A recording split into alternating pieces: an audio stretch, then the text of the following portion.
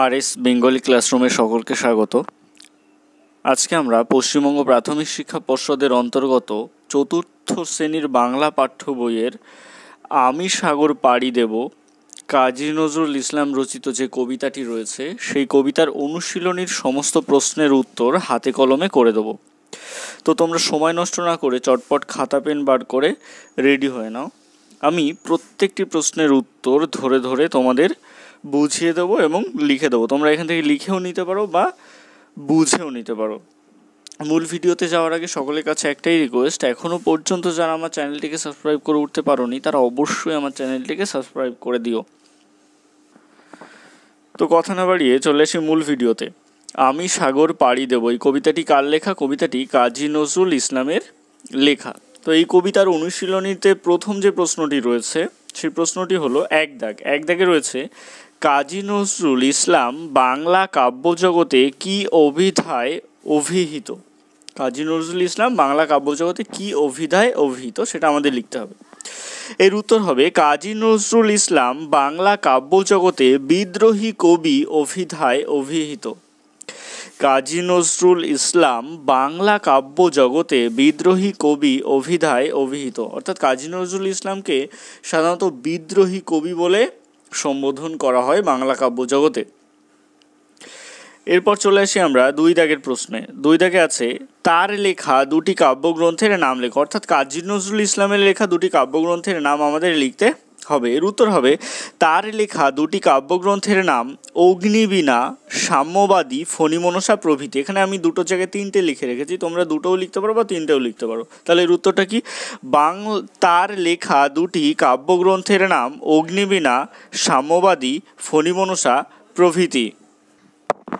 এরপর চলে আসি তিন দাগের প্রশ্নে। তিন দাগের প্রশ্নে কি বলা হয়েছে? বলছে, কবিতায় উল্লিখিত বিভেদ শব্দটি দেখো।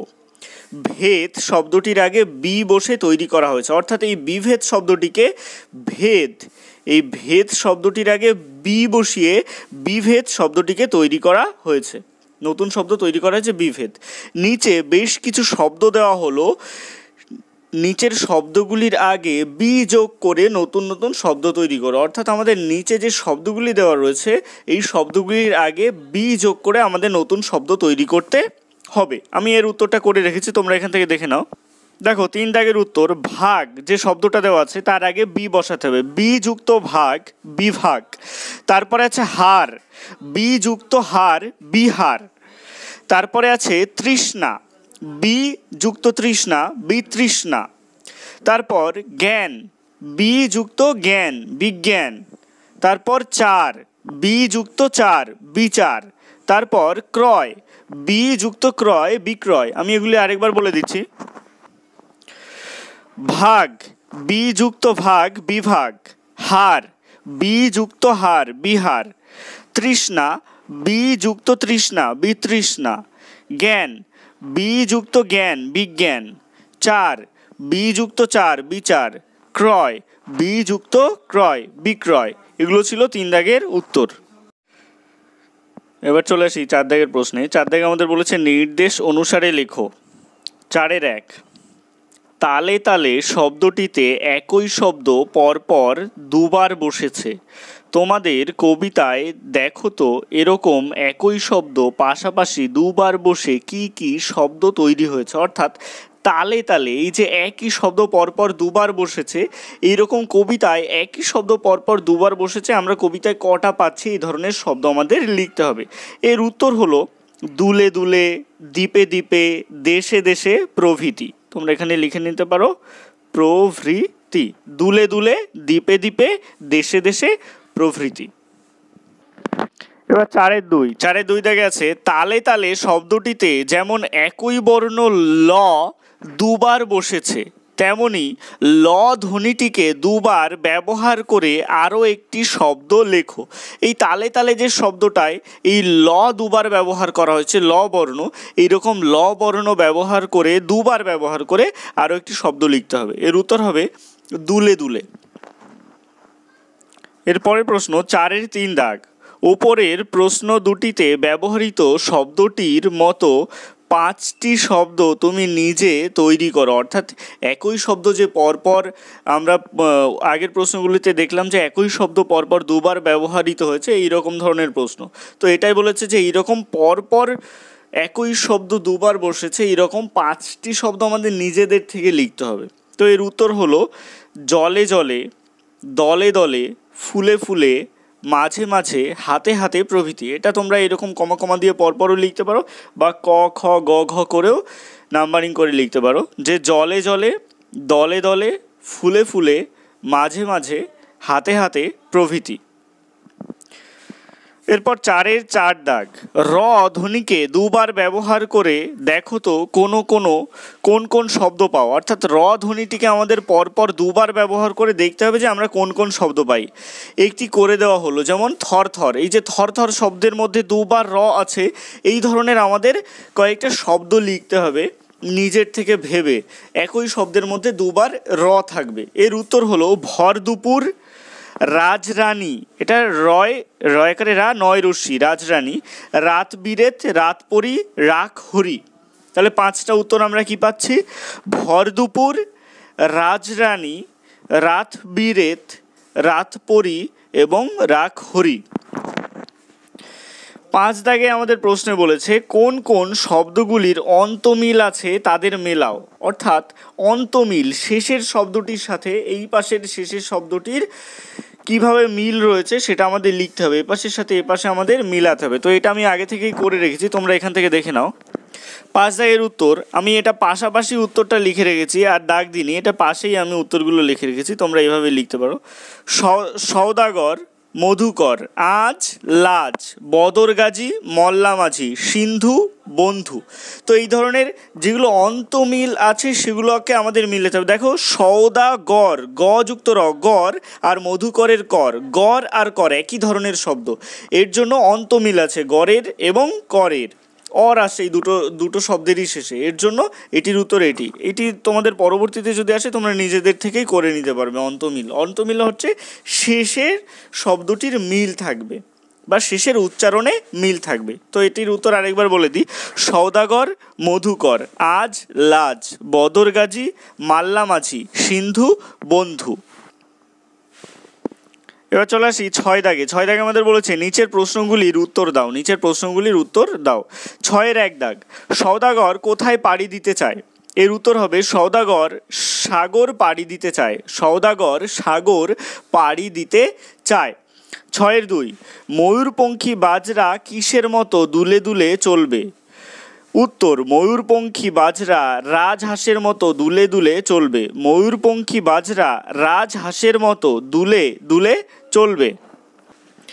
6-এর 3, শুক্তি সওদাগরকে কি নজরানা দেবে?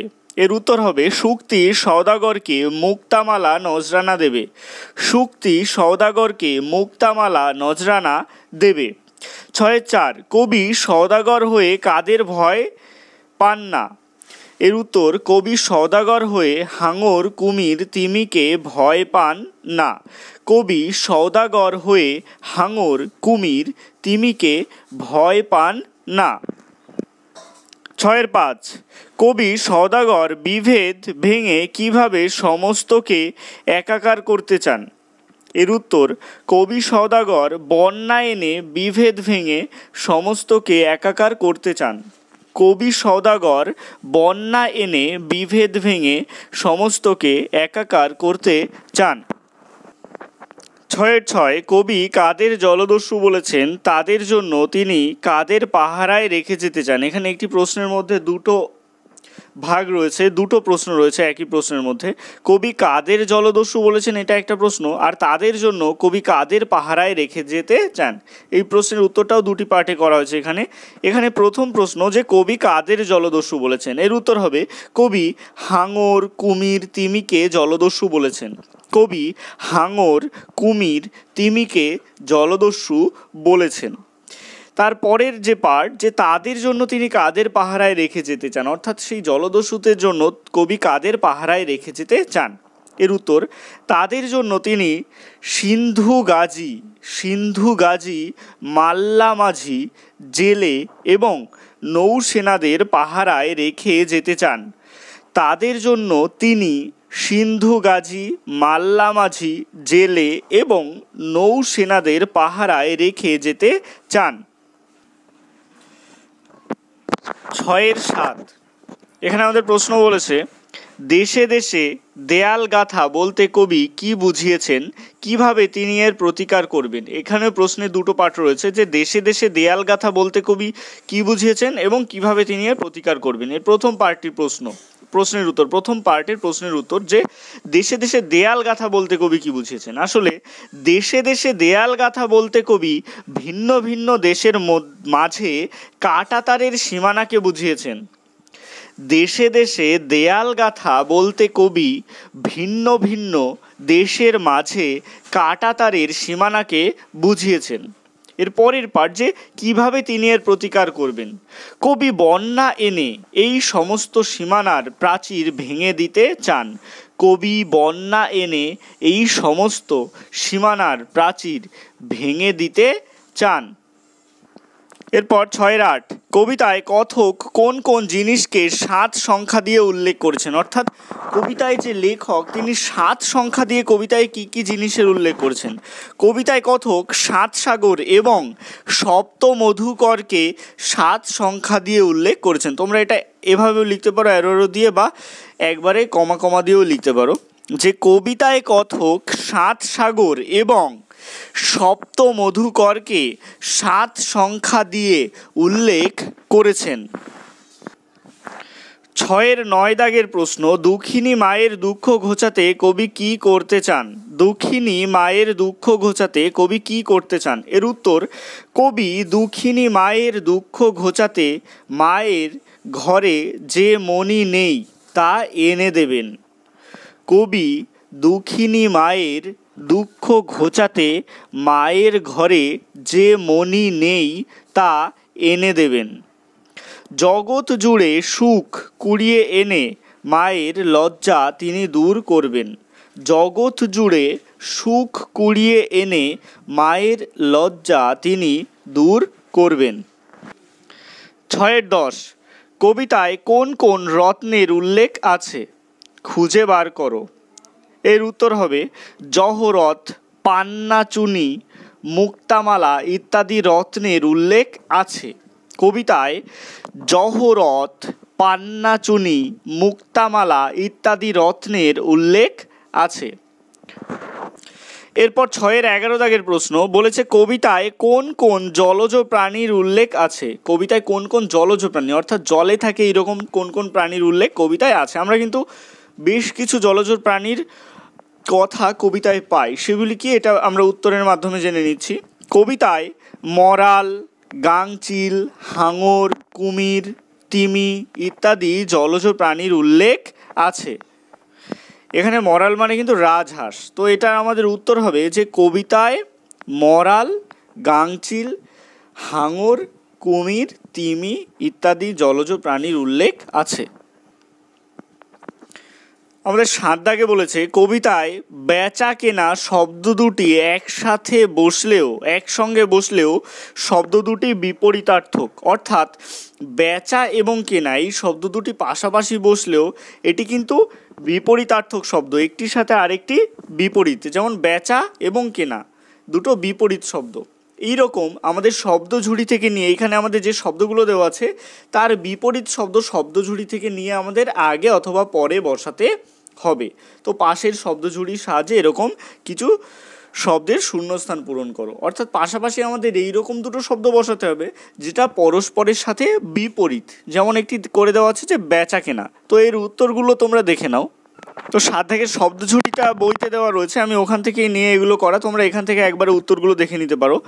মরণ বাচন, আকাশ পাতাল, দেনা পাওনা, সুখ দুঃখ, অগ্র পশ্চাৎ, ওঠানামা, আলো আধার, আগা গোড়া। এখানে শূন্যস্থানে উত্তরগুলো দেওয়া রয়েছে, বইয়ে যেভাবে সাজানো আছে সেভাবে এখানে সাজানো। মরণ বাচন, আকাশ পাতাল, দেনা পাওনা, সুখ দুঃখ, অগ্র পশ্চাৎ, ওঠানামা, আলো আধার এবং আগা গোড়া। এরপর 8 দাগে যে প্রশ্নটি রয়েছে যে মনে করো তুমি সওদাগর, বিভিন্ন দেশে জিনিসপত্র বেচাকেনা করতে যাও, জিনিসপত্র ছাড়া আর কি কি তুমি বিভিন্ন দেশে ছড়িয়ে দেবে, তাদের দেশ থেকে কি কি তোমার সঙ্গে আনবে সেগুলো লেখো। এগুলো তোমরা নিজেদের মনের থেকে ভেবে লিখবে। এই প্রশ্নটা কিন্তু আমি তোমাদের করে দিলাম না। আর তার পরের পেজে রয়েছে যে ধাঁধার ছড়া। এখানে যে ধাঁধাগুলো রয়েছে সেগুলোর প্রত্যেকটি ধাঁধারই কিন্তু উত্তর আমাদের ওই পৃষ্ঠার নিচের দিকে দেওয়া রয়েছে। তো এগুলো তোমরা একটু মাথা খাটিয়ে করে নেবে, অবশ্যই পারবে। এখানে প্রত্যেকটির উত্তরই এখানে দেওয়া রয়েছে, প্রত্যেকটি ধাঁধার, মজার মজার ধাঁধার। এগুলো তোমরা নিজেদের থেকেই করে নিও। তো এই ছিল আজকে আমাদের মূল ভিডিওটি কেমন লাগলো অবশ্যই কমেন্টের মাধ্যমে জানিও। আর ভালো লাগলে অবশ্যই লাইক শেয়ার করো। আর সবশেষে একটাই রিকোয়েস্ট, এখনও পর্যন্ত যারা আমার চ্যানেলটিকে সাবস্ক্রাইব করে উঠতে পারোনি তারা অবশ্যই RS বেঙ্গলি ক্লাসরুম এই চ্যানেলটিকে সাবস্ক্রাইব করে দিও। অসংখ্য ধন্যবাদ সকলকে, ভালো থেকো, সুস্থ থেকো।